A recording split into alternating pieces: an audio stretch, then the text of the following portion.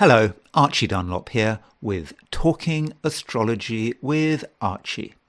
In this video, I want to look at the week starting on Monday, January the 22nd, 2024. And this is a week which runs through until Sunday, January the 28th, 2024. So I want to start here by just giving you an idea about the structure of this video. So to begin with, I am going to look at the astrology of this week. I'm going to look at the main events as I see it, the most important astrological events that I believe are going to impact our lives and the world's destiny over the coming week. I will not be doing any star sign forecasts. As you know, if you've been watching my videos, I do daily forecasts Monday to Friday. I do weekend forecasts. So I don't feel I need to do a forecast for the week in a sort of a star sign sense. So having looked at the main events, I am going to consider a few people and indeed a country that I think might be impacted by these events. So that is why on the thumbnail to this video you can see a picture of Emmanuel Macron, the President of France. I do think some of the events going on this week may have an impact on France. So that's what I'm going to look at. There are other people who may be influenced by this week's events. For example, Janet Yellen, the United States Treasury Secretary.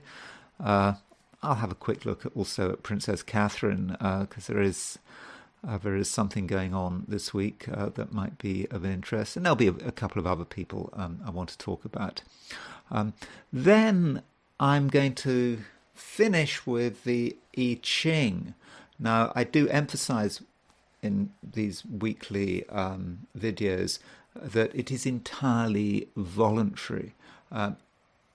If you don't want your I Ching to be read, if you don't want a forecast for this week, you don't have to watch the part of a video relating to the I Ching.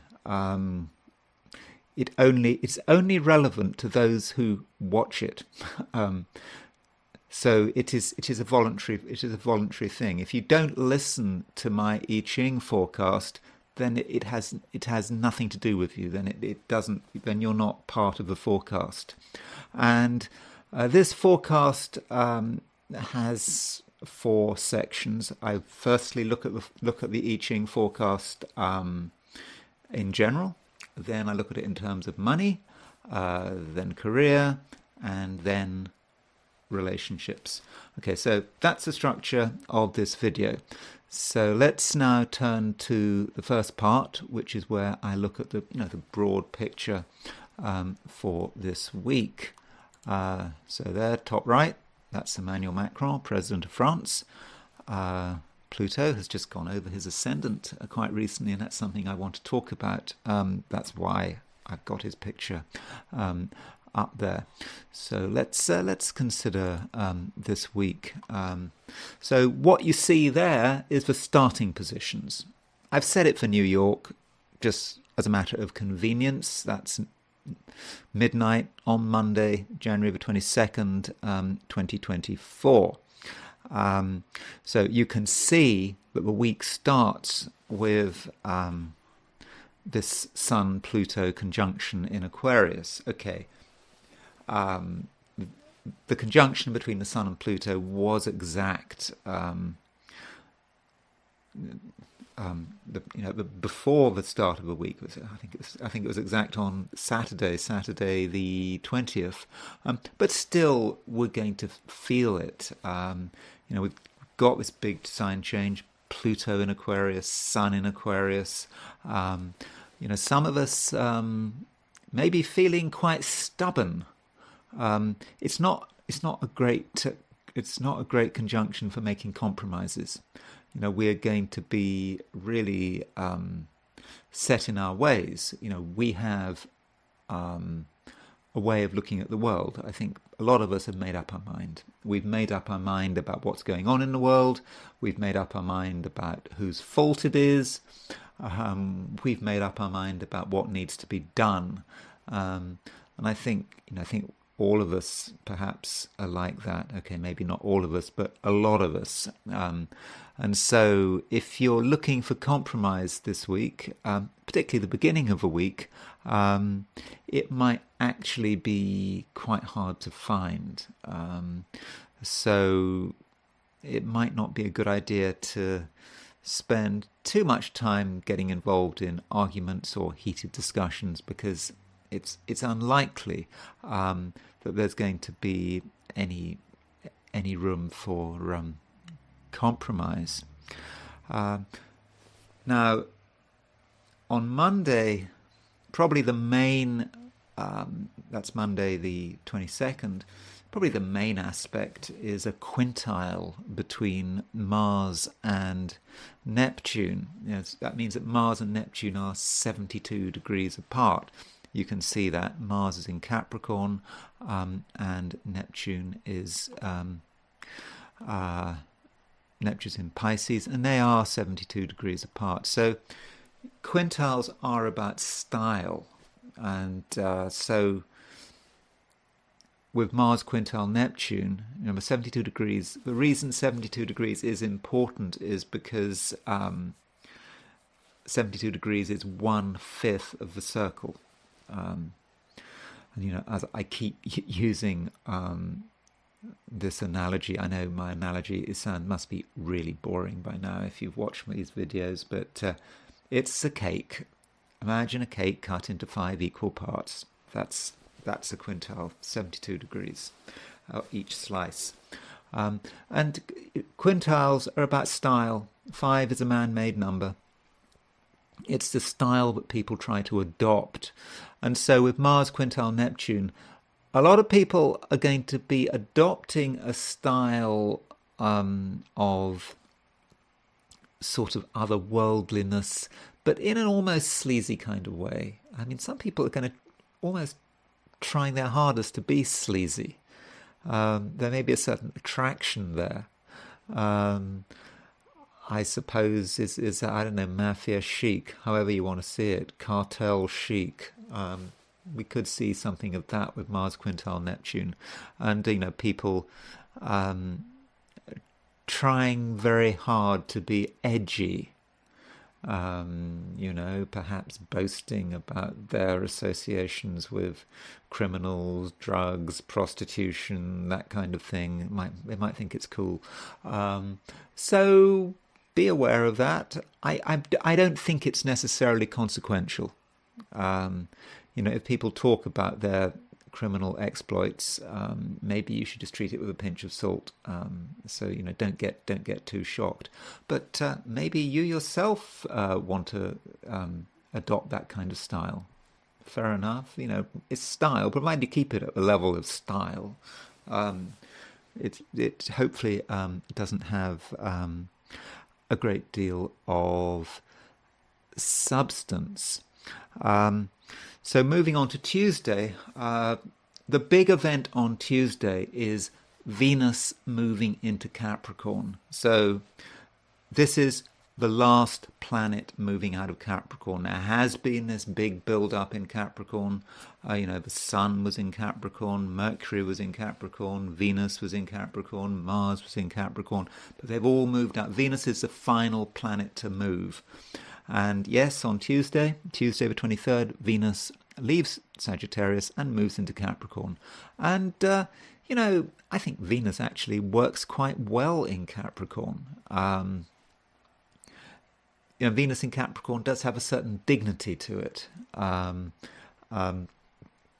in terms of, style and dress, Venus is dignified. Venus in Capricorn knows how to dress properly, and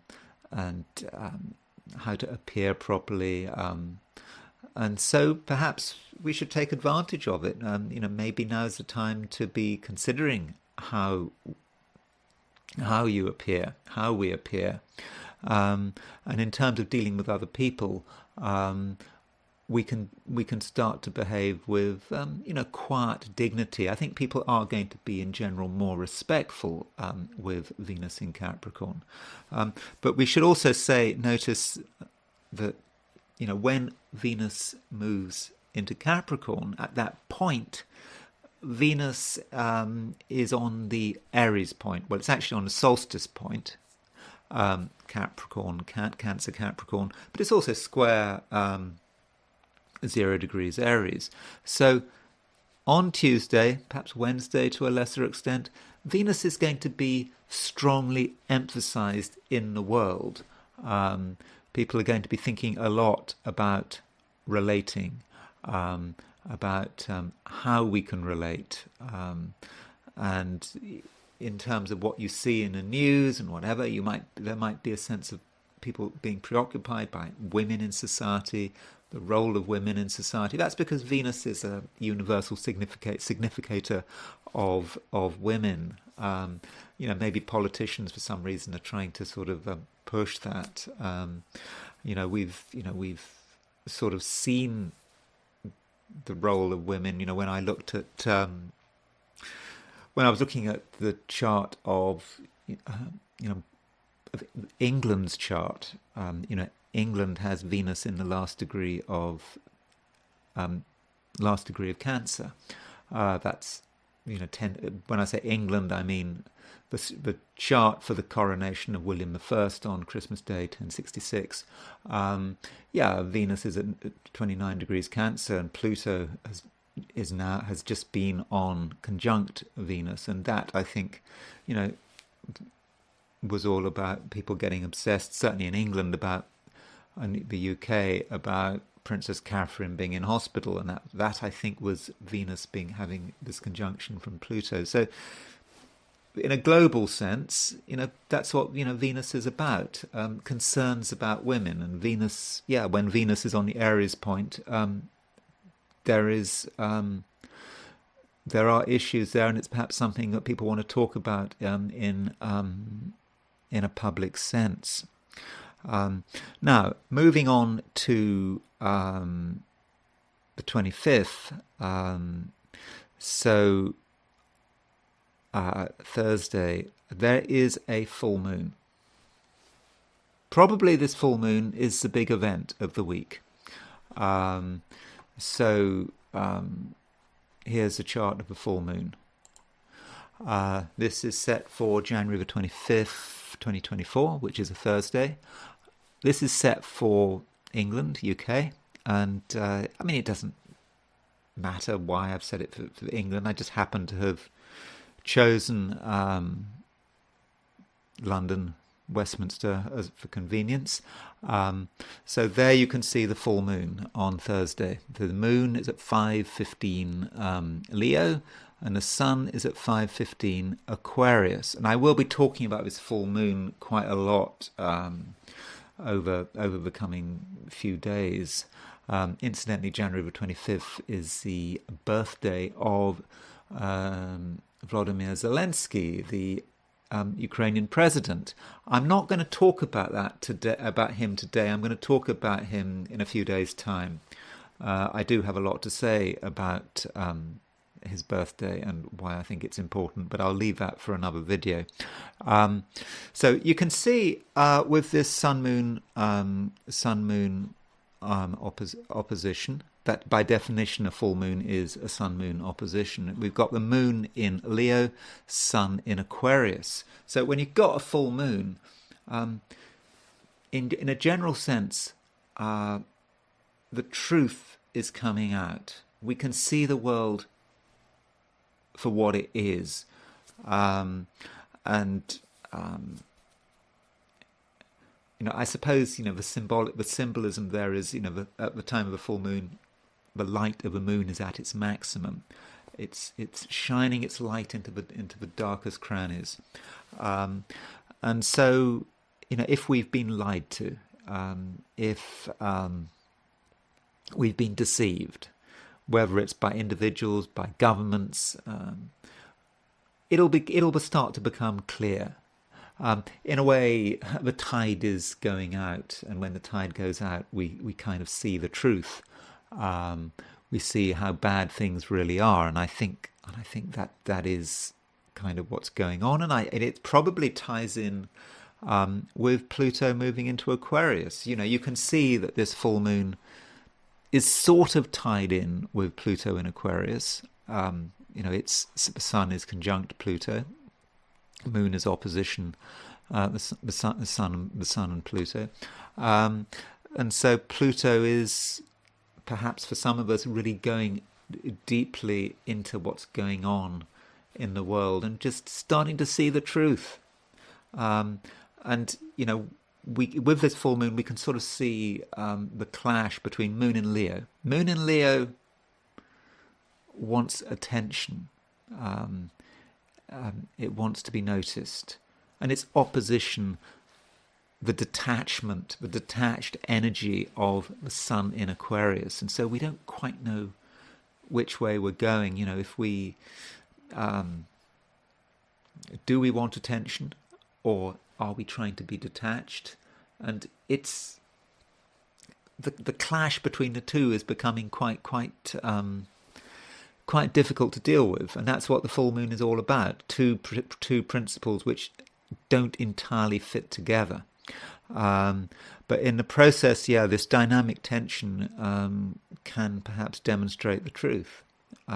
We can really see the truth for what it is, and I think that could be quite disturbing in some cases.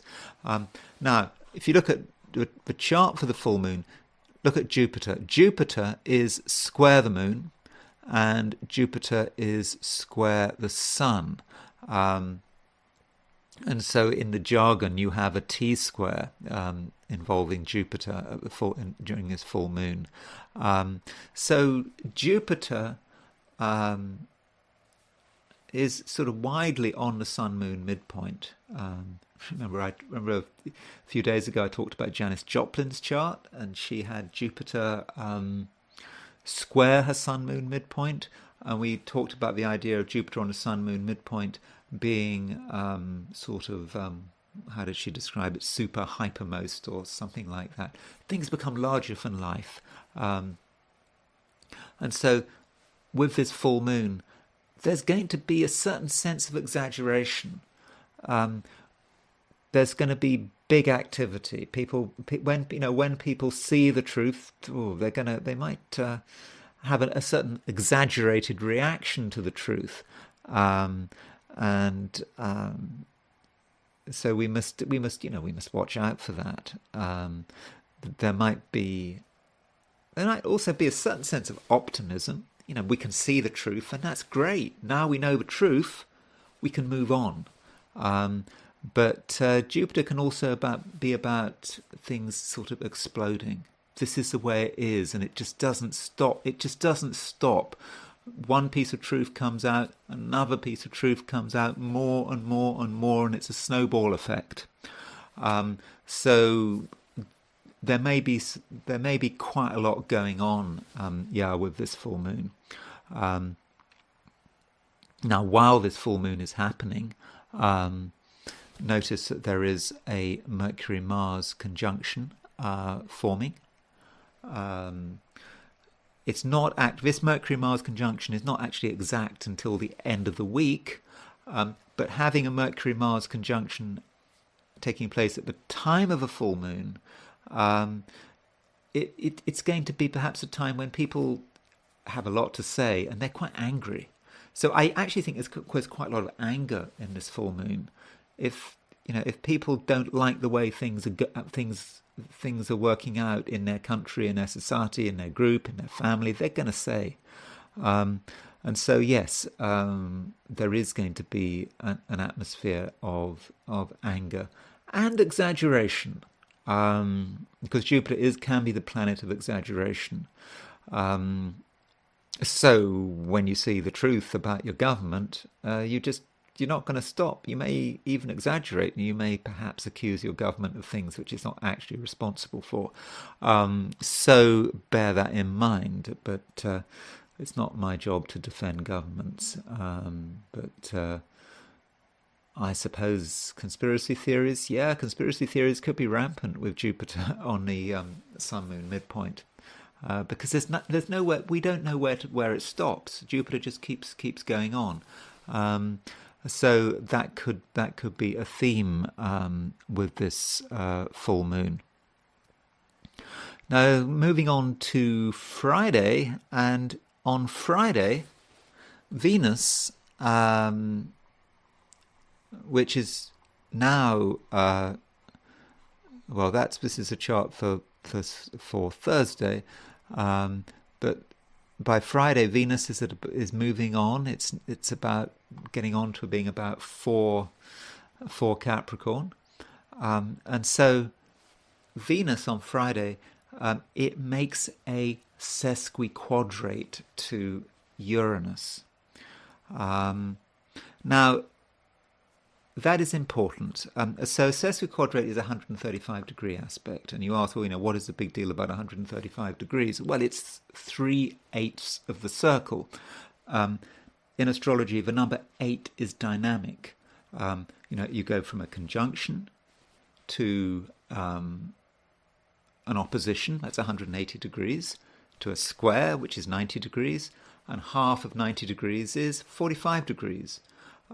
45 degrees, 1/8 of the circle, and the corollary of that is going to be, well, you're going to have a 135-degree aspect, which is 3/8 of the circle. So you have Venus sesquiquadrate Uranus. Now, why does that matter? It's not an unusual aspect, and Venus is a fast-moving planet. Well, the reason it matters is because on Saturday, Uranus comes to a standstill. So Uranus has been going backwards in Taurus, retrograde. And then on Saturday, at 19 degrees, 5 minutes Taurus, Uranus comes to a standstill, and then it starts moving forward. And so Venus sesquiquadrate Uranus on the Friday is acting as a trigger. You have a Uranus, which is a kind of very strong planet because it is stationary. Then Venus triggers that stationary planet, and it doesn't really matter whether it's Venus or Mercury or the Moon.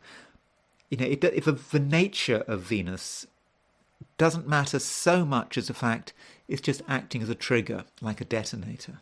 So Uranus going stationary is, if you like, the explosive, and Venus on Friday may act as a trigger to that.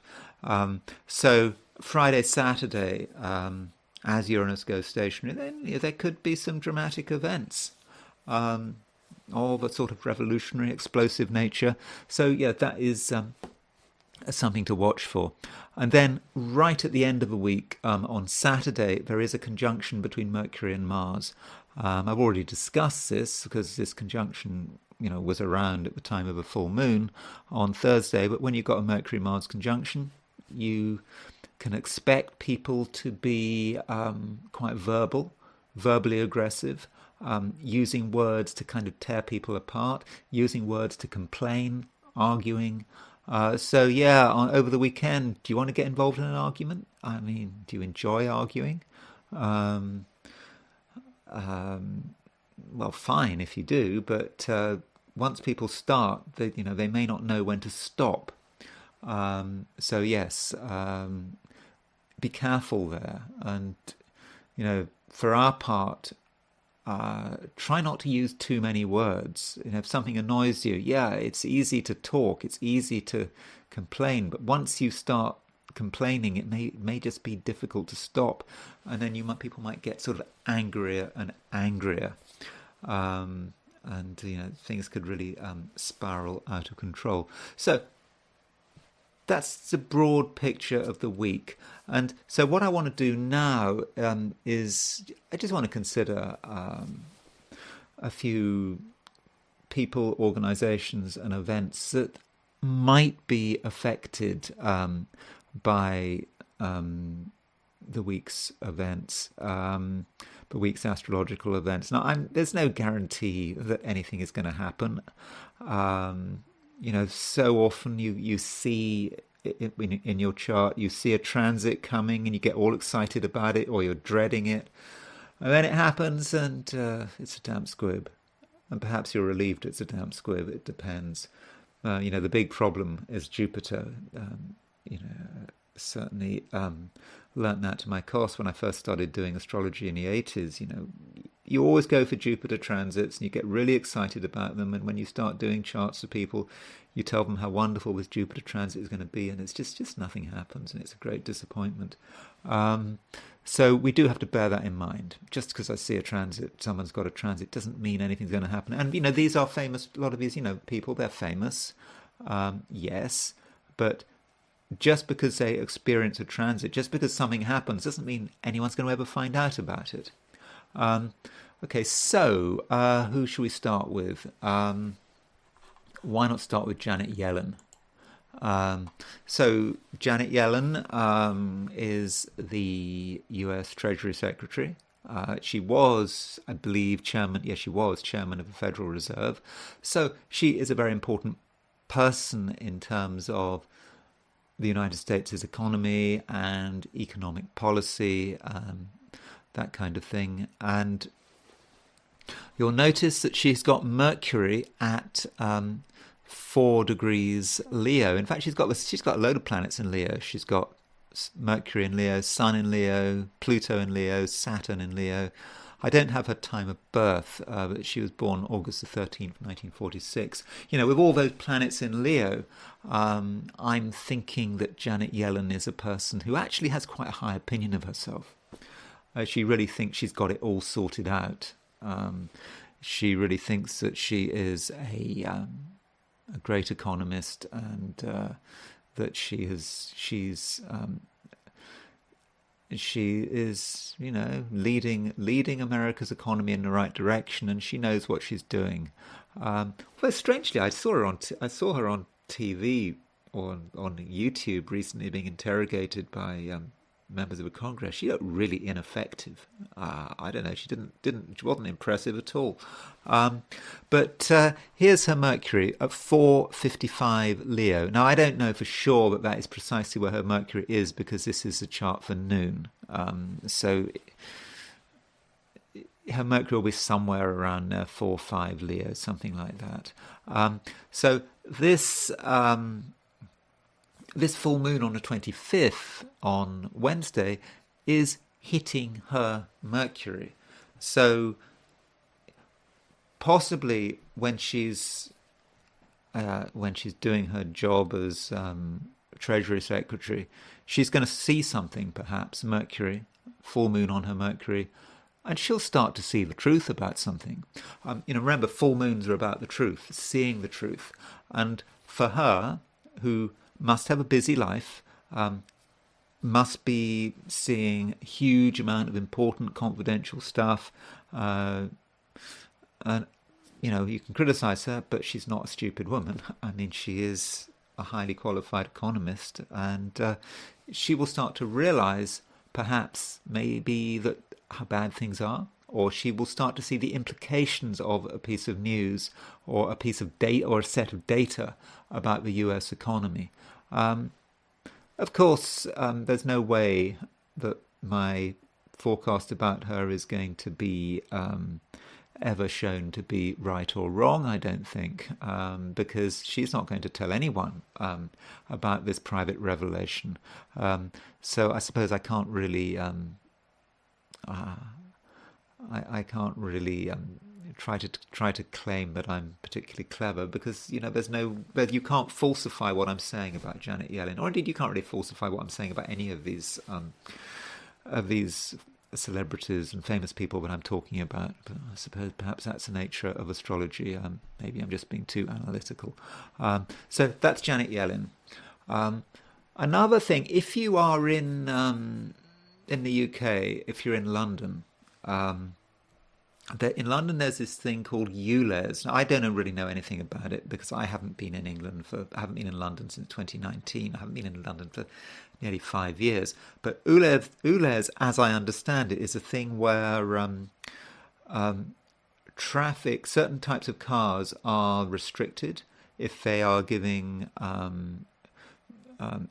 if they have emissions. I think maybe is it nitrogen or particulate matter, and if you have this type of car, you have to pay extra because London has this thing called a congestion charge, where if you go into London, you have to pay money. But if your car is considered to be a polluting car in certain areas of London, then you have to pay extra. Like on a daily basis. It's quite serious. I don't think I'd ever stand for it in the US. And last year, the ULEZ zone was extended, and this is the chart, I believe, for the last extension of the ULEZ zone, which was August the 29th, 2023. And I just noticed that if it really came into force on midnight in London, that the moon is at 519 Aquarius. So this full moon on Thursday falls slap bang on the moon of the chart for the ULEZ extension. So it may be over the next week or two, there's going to be something going on with that ULEZ extension, with the whole ULEZ scheme. Something might come to light which might impact it in some way. And I'm sorry, that is a completely obscure thing for me to say, some aspect of the transport policy in one town, in one country, but it's something I noticed, so I thought I'd just point it out. Then there is, Paul McCartney. Paul McCartney. Remember I said that Uranus is going stationary direct, and it actually goes stationary direct at 19.5 Taurus. So this is Paul McCartney's horoscope. The software program has his chart in its data. It has his chart in its database, and I assume that's the right time. I haven't checked it, but it gives 2 p.m. June the 18th, 1942. And so Paul McCartney's Venus is at 19 Taurus, and he's got Moon square Venus. So Venus on the 9th house. I don't know. Venus could represent all sorts of things. It could represent the people close to him. It could represent his finances. It could represent his well-being. Anyway, the planet Uranus is stationary exactly on his Venus. So it's very close. And so I don't know what's happening in Paul McCartney's life, but I think that Uranus on his Venus is going to have an impact on him. Something is going to get shaken up. There might be a surprise for him. I suspect it might be more negative than positive. Might be a surprise connected with traveling. It might be a surprise connected with a woman. Something like that. Moon square. He has Moon square Venus, so I think he perhaps has to watch out a bit. But if something does happen, Paul McCartney, I'm sure he's not going to publicise the fact, is he? Then there is George Soros. George Soros. He was born. We don't know what time he was born. But August the 12th, 1930. So remember, George Soros is this major financier who appears to have a strong political agenda that he is much criticized for. He sort of supports progressive candidates in the US. Some people don't approve of that. In sort of Eastern Europe, Russia, he's sort of very much into the idea of sort of open society, and he's tried to to sort of create organizations which have supported what he sees as open society in Eastern Europe. Of course, some people in Eastern Europe, for example in Hungary or Russia, regard this as gross interference. And anyway, he has got his sun at around 19 Leo. So again, sun 19 Leo.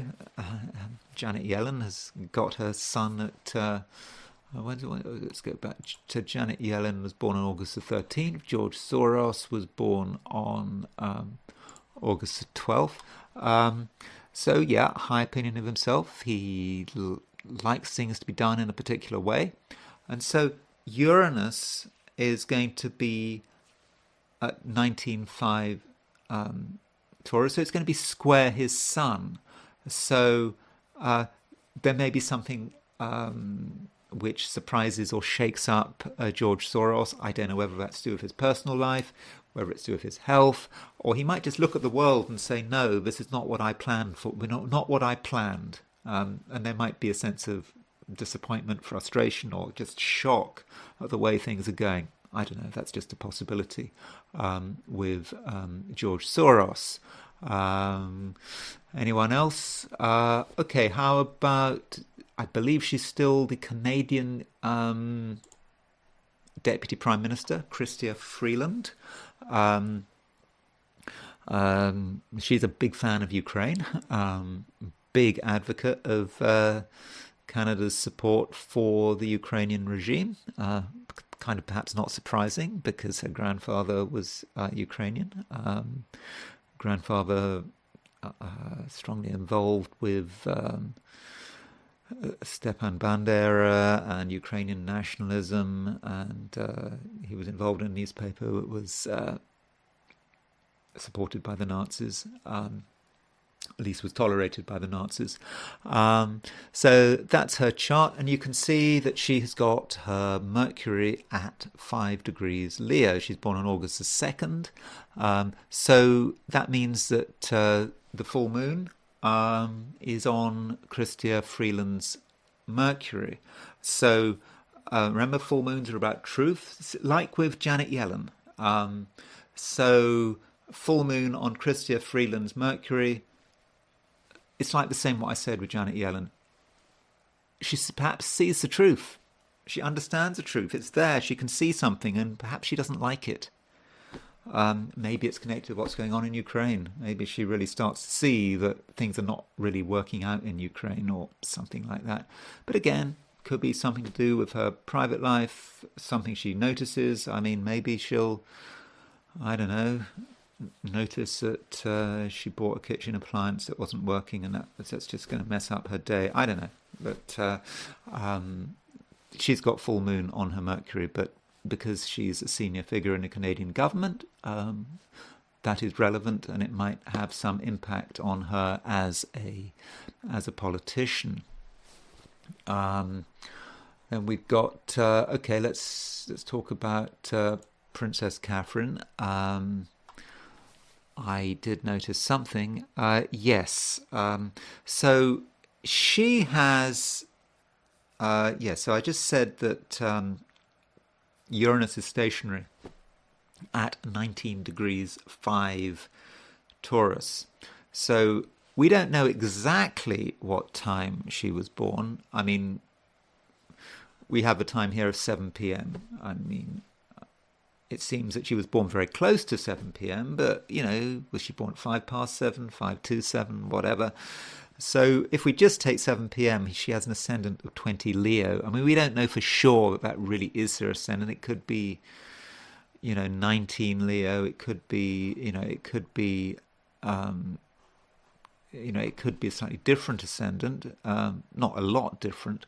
But if we take 20 Leo as her ascendant, then Uranus is going to be stationing at 19 Leo, and so it's going to be square her ascendant. It's actually, Uranus is going to be also stationing fairly close to the conjunction of her Chiron. Now, I am not a fan of Chiron. I don't feel it's necessary to use Chiron in chart interpretations. Nonetheless, this Chiron in her chart seems to be quite in evidence. It's Chiron is what the wounded healer. And I suppose that kind of describes her. She's got, at the moment, she's kind of wounded. She's in hospital, recovering from an abdominal surgery. So she's got Uranus on her Chiron ascendant midpoint, and so, I think that may suggest something that sort of disturbs her peace of mind. Particularly as Venus is involved here on Friday. Venus is at 4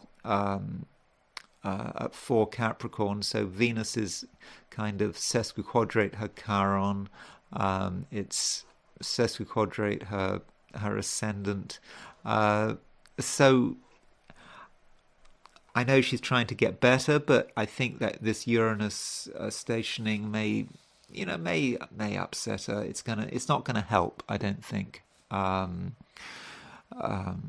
Maybe in terms of a recovery process, maybe there's going to be something that has to be considered. I don't know. Maybe something perhaps isn't going quite right, needs to be sorted out. Whatever. I'm not saying anything dramatic here. I'm just pointing that out. So that's it, and that finally I want to look at Emmanuel Macron and France. So I'm not saying that really there's anything specific in terms of Emmanuel Macron's chart that's happening this week, but I think I was remiss, like over the last few weeks, for not pointing out, here's Emmanuel Macron's chart, that he's got 2849 Capricorn rising.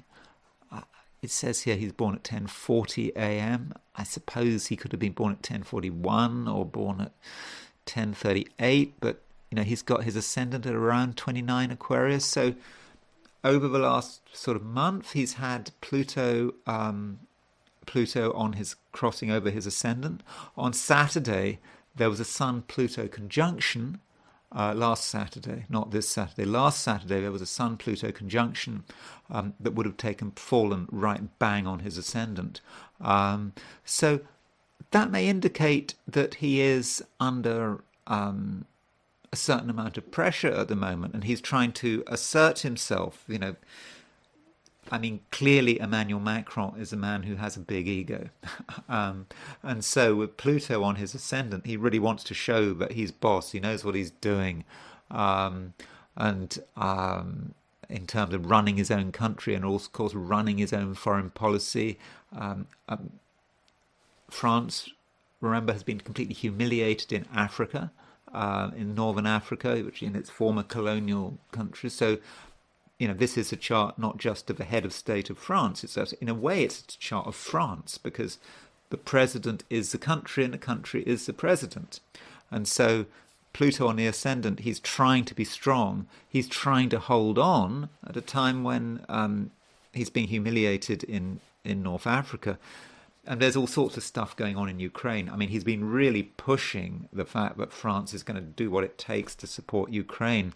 Although there's been this rumor, quite a strong rumor, that a few days ago there was a hotel or something in Kharkov, or as the Ukrainians call it Kharkiv, that was apparently full of French mercenaries, or they might have been, there's even been suggestions that they might have been serving French troops, and it was hit by Russian missile. And the story goes that up to 60 French, whether they were mercenaries or active soldiers or advisors, instructors or whatever, were killed in this.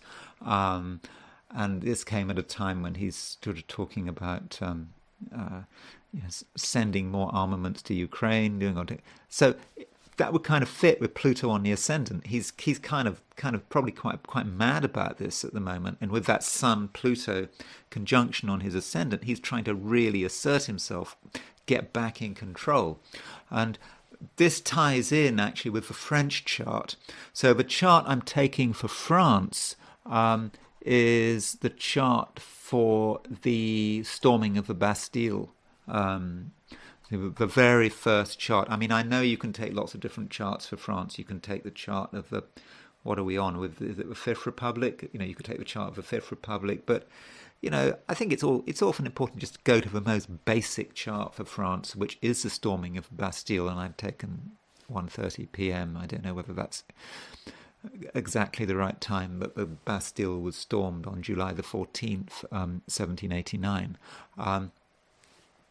But you can see that at the time of the storming of the Bastille, there was a conjunction between Uranus, Venus, and Jupiter.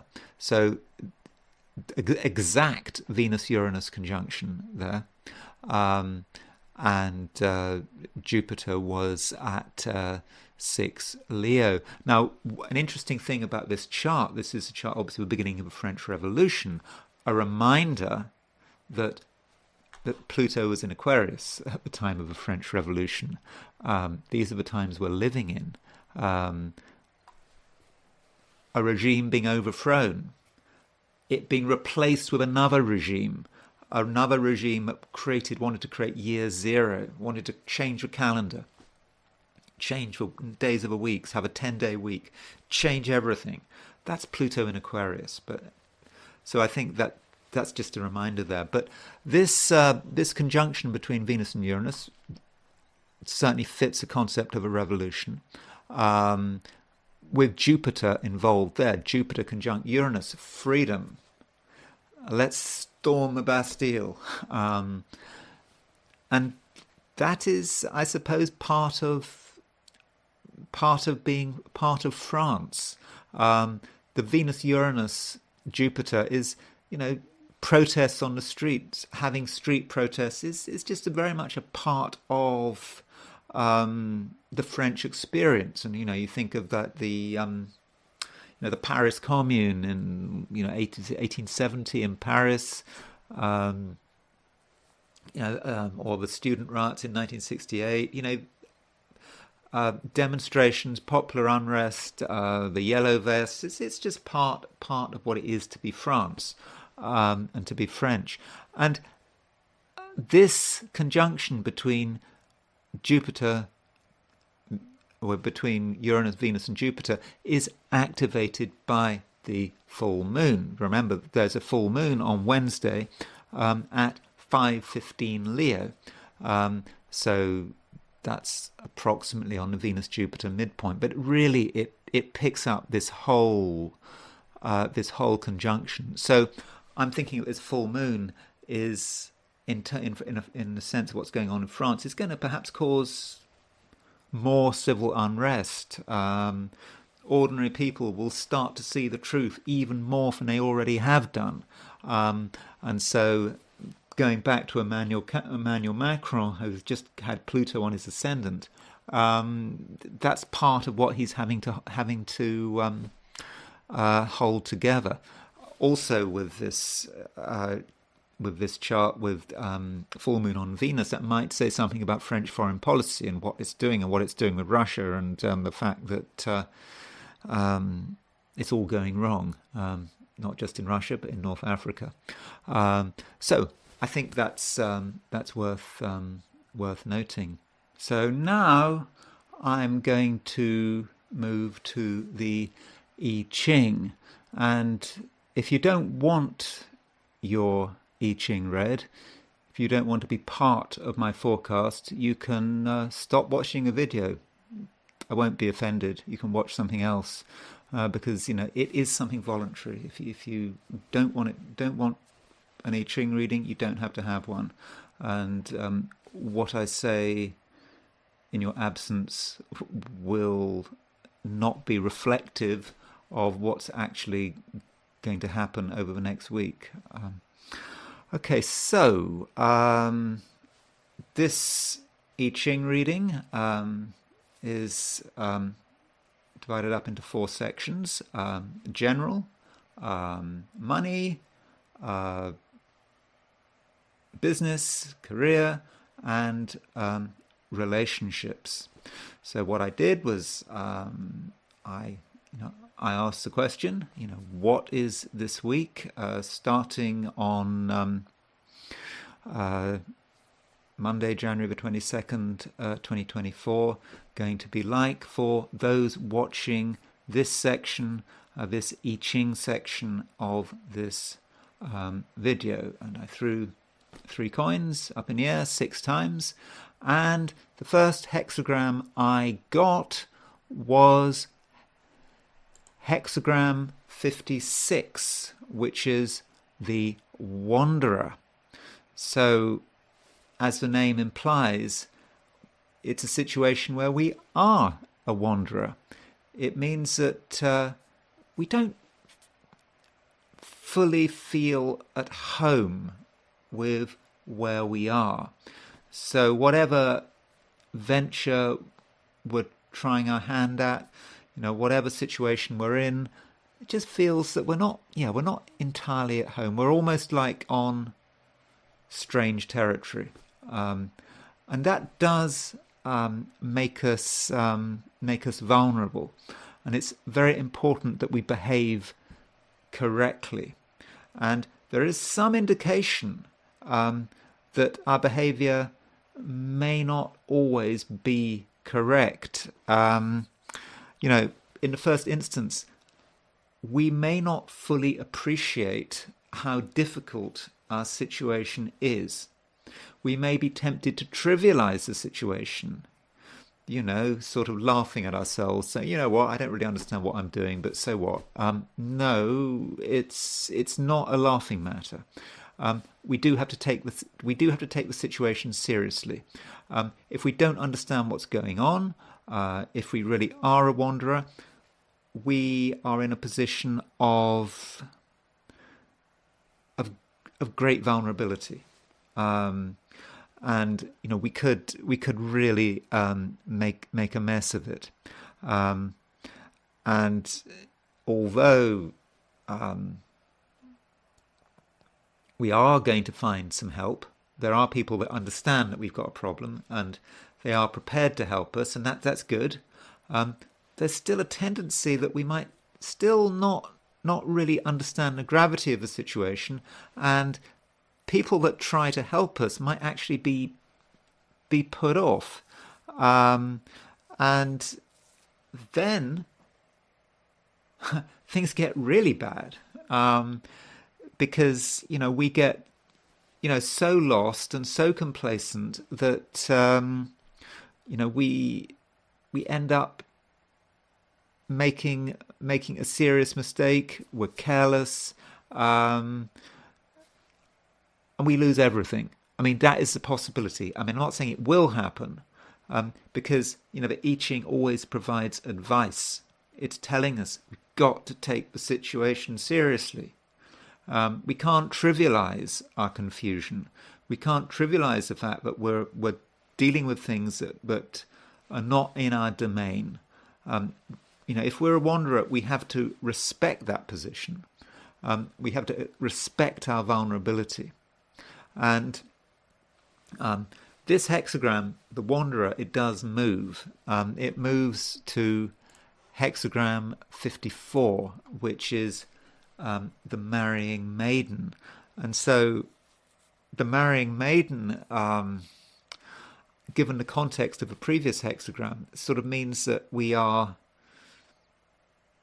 perhaps so confused, so feeling unsure of ourselves, that we are tempted to sort of rush ahead and to find help, to find some support, wherever we can find it. I mean, that's obvious, isn't it? We think, oh, well, we've got a problem here. It's an emergency. We need to do something. The Marrying Maiden, she's in a hurry. She's in a hurry to marry. She's in a hurry to sort things out. But still, we are cautioned to take it one step at a time. Yes, we need to resolve the situation. We need to return things to normal, but we have to do this in an orderly fashion. We have to do it slowly, step by step, remembering, we are still a wanderer. The Marrying Maiden she's a bit of a wanderer as well because she feels out of place and she's in a hurry to marry. That's a symbol there. So we nonetheless mustn't rush it. We need to regulate the situation, but we need to do it one step at a time, and we need to do it with a certain amount of caution. So overall, looking at this week, it's quite a dangerous week. It's a week when we're just in a situation where we're not fully in control. We don't have the knowledge and expertise we should have, and we perhaps trivialize it at first, and then we realize it's not so. When we realize it's not trivial, we might want to take action, impulsive action, to resolve a problem, and even that might not be the right thing to do. We have to get out of this situation slowly and surely, but in a sensible, deliberative kind of way. Now, as far as money is concerned, I think that with money, I don't think that the situation is ideal. I think if we're dealing with money, I don't think we fully know what's going on. This is particularly the case if we're in a new situation. We find ourselves having to deal with money in a way that we're not fully used to. So we don't really understand the rules. We don't really understand what we're supposed to do. And, to begin with, we're just probably not going to take it very seriously. We're just going to say, okay, well, we're supposed to do it like this. It's completely new to us, but okay. It's not that serious, is it? And yeah, laughing at our own lack of knowledge, and lack of expertise. It's not a laughing matter. And yeah, we might think we can sort it out all by ourselves, but we probably can't. And by trivializing this thing and not taking some particular aspect of our personal finance seriously, we could end up getting ourselves into a lot of trouble, or at least just feeling really confused and alienated. And then with the marrying maiden, we try to resolve the matter. We then try to seek help. We try to go to the first place that's going to sort out this matter as fast as possible. And perhaps in that case, we might actually get advice in the wrong area, or we might be too hasty in trying to sort the problem out. So doing one thing with money, making a mistake, thinking we want to reverse the mistake, but being in too much of a hurry to reverse the mistake, and in our haste to reverse the mistake, we can make things even worse. So with the marrying maiden, I think we have to take it carefully. We'd have to take it slowly. We're not going to be able to sort everything out straight away. We have to take our time, and that I think is the best way of dealing with this situation, at least in a financial from a financial perspective. Turning to career and business. So whatever we're involved with this week, particularly at the beginning of a week, there may be new challenges, new people to deal with. At work, we might just feel that this is somehow different, and certainly if we've got problems that suddenly turn up, they could be new, and we're just we may not actually realize that we're dealing with a new set of challenges. We might think it's the same challenges that we had to deal with last week, last year, whatever, and we might not fully understand that things actually have changed. Maybe this reflects the fact that the sun, Pluto's just gone into Aquarius. Last week Pluto was in Capricorn, now it's in Aquarius. things are different. And we're not familiar with the environment in which we're in. And so what we might do in our working lives is just trivialize things. There may be people out there who are prepared to give us help and advice, but there's a temptation to ignore this advice, and then we might lose the support that's been offered to us, and then we could end up just involved in something that we make a complete mess of it, because we just don't understand it. We just don't really know what needs to be done. And if we don't know, if we just play it by ear, it's unlikely to work, and we're going to find that we're careless, and then we're in a situation where we have to try to resolve the problem, and then we realize, oh yeah, we do need help, and then in our haste to get help, we might rush into something that makes the matter worse. And this might also relate, say something about if we're in a situation where we're looking for a job or we're looking for new work. If that's the case, then the wanderer, of course, could symbolize someone who is unemployed, or someone who is looking for a job, who doesn't have a job, who's going about it the wrong way, who perhaps messes up a job interview by being flippant. So if you've got a job interview, do not be flippant, do not take things for granted.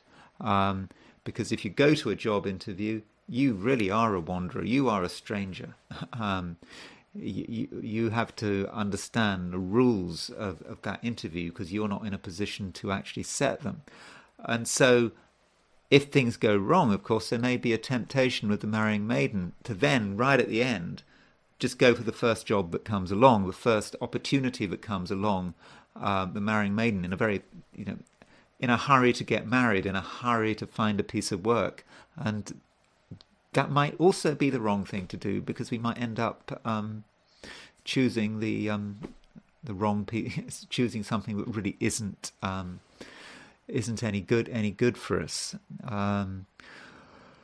And finally, there is the issue of relationships.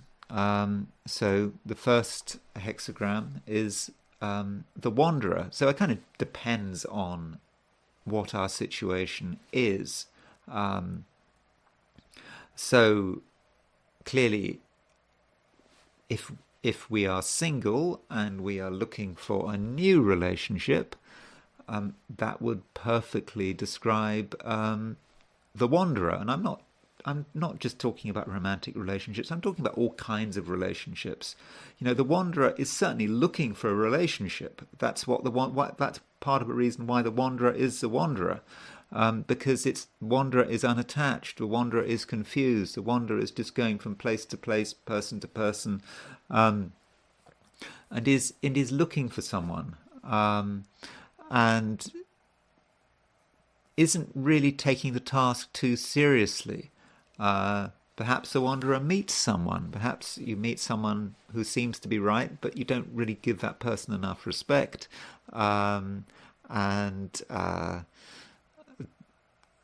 So you can see a new relationship. So if you're involved in some very new relationship, the wanderer could just completely mess it up through complacency, and the relationship could end, or just be ruined beyond repair. And then you move to the marrying maiden, and of course the marrying maiden is a hexagram which is about relationships. It's about someone all of a sudden just being desperate for a relationship, rushing into the first relationship that's available, which also isn't wise. So if you're single, in a way, those two hexagrams, the wanderer and the marrying maiden, kind of, well, not just single. If you're single and you're actively looking for a new relationship, then the wanderer moving to the marrying maiden really does describe it. But if you're in an existing relationship, I think it's perhaps rather different. We should remember that the sun is now in Aquarius, and traditionally, sun in Aquarius is quite detached.